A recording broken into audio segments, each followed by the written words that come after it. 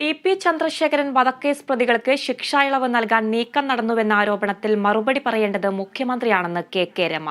പ്രതികളെ സംരക്ഷിക്കാനുള്ള ശ്രമത്തിന്റെ ഭാഗമായി ഇന്നലെ രാത്രിയും മൊഴിയെടുക്കാൻ പോലീസ് വിളിച്ചതായി കെ രമ വ്യക്തമാക്കി. നേരത്തെ ഉണ്ടായിരുന്ന 3 പ്രതികൾക്ക് പുറമെ മറ്റൊരു പ്രതിയെ കൂടി വിട്ടയക്കാൻ ശ്രമം നടന്നുവെന്നും കെ രമ പറഞ്ഞു. ഇന്നലെ രാത്രിയാണ് അപ്രതീക്ഷിതമായി കൊളവല്ലൂർ സ്റ്റേഷനിൽ നിന്ന് 7:37 എനിക്കൊരു കോള് വരുന്നത്. ഞങ്ങളെ മൊഴിയെടുക്കാനാണ് വിളിച്ചതെന്ന് പറഞ്ഞു. ഞാൻ എന്ത് മൊഴി എടുത്തല്ലോ?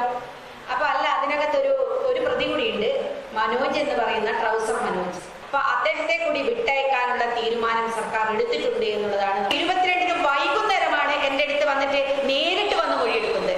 പിന്നീട് ഇതൊക്കെ നിർത്തിയതിനു ശേഷം 26-ാം തീയതി വീണ്ടും മൊഴിയെടുക്കുകയാണ് എന്ന് പറഞ്ഞാൽ സർക്കാർ ഇതുമായിട്ട് മുന്നോട്ട് പോകാനായിരുന്നു തീരുമാനം.